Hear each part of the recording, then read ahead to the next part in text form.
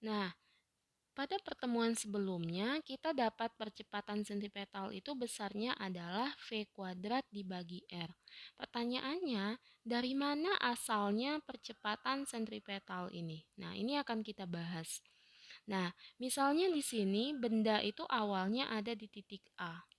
Kemudian dia bergerak, terus dia nanti ada di titik C. Kalau dia bergerak melingkar. Nah, apa ini benda di titik B? Nah, jadi gini, kalau misalnya tidak ada gaya sentripetal, artinya kan tidak ada percepatan sentripetal. Jadi kalau nggak ada gaya dan percepatan sentripetal yang arahnya menuju pusat itu, maka benda itu dia nggak akan mengikuti garis merah ini. Tapi lintasannya adalah yang garis hitam ini, dari sini ke sini. Nah, ini sehingga dia geraknya itu gerak lurus dan ada dia di titik B. Kalau tidak ada gaya sentripetal. Nah, kita misalkan AB itu di sini kan dituliskan lintasan yang ditempuh benda jika tidak ada percepatan yang mengarah ke pusat. Nah, kita belum tahu tuh nama percepatan yang mengarah ke pusat itu apa. Kita sebut aja dia dengan nama AC. A sentral, percepatan sentral. C itu sentral. Sentral itu pusat. Jadi percepatan yang mengarah ke pusat. Kita belum kasih dia nama sentripetal. Nah, terus kita hitung di sini pakai persamaan matematis. Jadi, berapa panjangnya AC, berapa panjangnya AB itu kita hitung dengan persamaan matematis. Nah, persamaan GLBB kemarin kan persamaan GLBB itu ada 3. Yang pertama, V2 sama dengan V1 tambah AT. Terus kalau V2-nya kuadrat, maka V1 kuadrat tambah 2AS. Nah, S itu sama dengan V1 kali T tambah setengah AT kuadrat. Nah, kita misalkan benda itu awalnya di sini diam di titik A, sehingga VA-nya adalah 0. Nah, berapa panjangnya AC? AC ini adalah panjang lintasan tempuh S yang ditempuh oleh benda dalam selang waktu delta T. Nah, karena di A benda ini diam, maka AC itu adalah S. Itu kan V1-nya adalah VA dikali selang waktu delta T ditambah setengah A delta T kuadrat. Ini dari persamaan ketiga GLBB.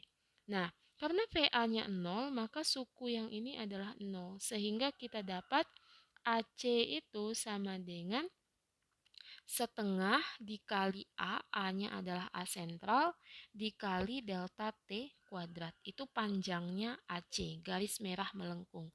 Atau dalam matematikanya disebut busur lingkaran. Nah, sekarang ini kalau waktunya sangat singkat, jadi kalau delta T itu kecil, nah, maka panjangnya BC itu adalah yang ini. Panjang BC, nah, itu sama dengan panjang AC. Kalau deltanya kecil, waktunya itu kecil, delta T-nya kecil, selang waktu yang kecil. Nah, sehingga kita bisa anggap di sini BC itu sama dengan AC untuk delta T yang kecil. Nah, kalau AB panjangnya berapa? AB itu kan adalah lintasan ketika benda tidak memiliki percepatan. Sehingga kita di sini pakainya adalah GLB. Jadi AB itu adalah GLB. Sedangkan AC ini adalah GLBB. Nah, jadi karena AB itu adalah GLB, maka AB itu panjangnya adalah rumus GLB itu kan hanya ada V sama dengan S dibagi T atau S sama dengan V dikali T. Sehingga AB itu adalah kelajuan dikalikan dengan delta T selang waktunya. Nah, V di sini bukan VA karena V di sini adalah kelajuan rata-rata A ke B karena dia GLB. GLB ini adalah kelajuannya konstan. Nah, Sehingga kita bisa tulis panjang OB itu kan dari sini sampai sini. Nah, itu kan adalah OC ditambah dengan CB atau BC. OC ini kan adalah jari-jari lingkaran ini. Nah, sehingga kita bisa tulis OB itu adalah R ditambah panjangnya BC. Panjangnya BC tadi sama dengan AC, yaitu setengah AC delta T kuadrat. Nah, sekarang kita lihat segitiga ini. Lihat segitiga OAB. Nah, kita lihat segitiga OAB. Di sini kita dapat persamaan Pitagoras. Ini kan sisi miring dikuadratkan sama dengan OA kuadrat ditambah dengan AB kuadrat. Jadi sisi miring OB itu kita kuadratkan, berarti R tambah setengah AC delta T kuadrat itu dikuadratkan.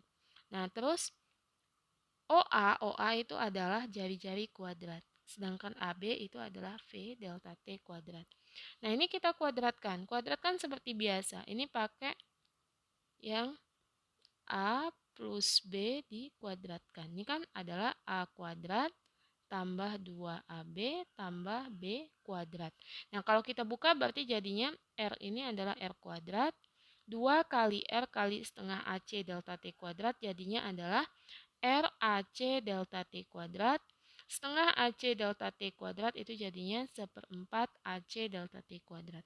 Nah, yang sebelah kanan kan nggak berubah. Nah, sekarang bagaimana kalau misalnya ini delta T-nya sama dengan 0. Tapi sebelum itu, ini kita sederhanakan dulu persamaannya. Ini kan sama-sama ada R kuadrat, coret. Terus sama-sama ada delta T kuadrat, berarti ini bisa. Nah, ini kan pangkat 4. Kalau dihilangkan 2, berarti jadinya pangkat 2. Sehingga jadinya adalah RAC tambah seperempat AC delta T kuadrat sama dengan V kuadrat. Nah, bagaimana kalau delta T-nya sangat kecil? Kan tadi disebutkan delta T itu sangat kecil. Kalau delta T sangat kecil, berarti delta T ini tuh menuju 0. Nih, delta T-nya menuju 0. Kalau delta T-nya menuju 0, suku yang ini bisa kita abaikan karena hasilnya sangat kecil. Sehingga nanti dapatnya adalah RAC sama dengan V kuadrat. Sehingga AC kita dapat nilainya V kuadrat dibagi R. Nah, AC inilah yang AS. Jadi AC ini tuh adalah AS, percepatan sentripetal yang kita sebut dengan percepatan sentripetal yang arahnya selalu menuju ke pusat lingkaran O.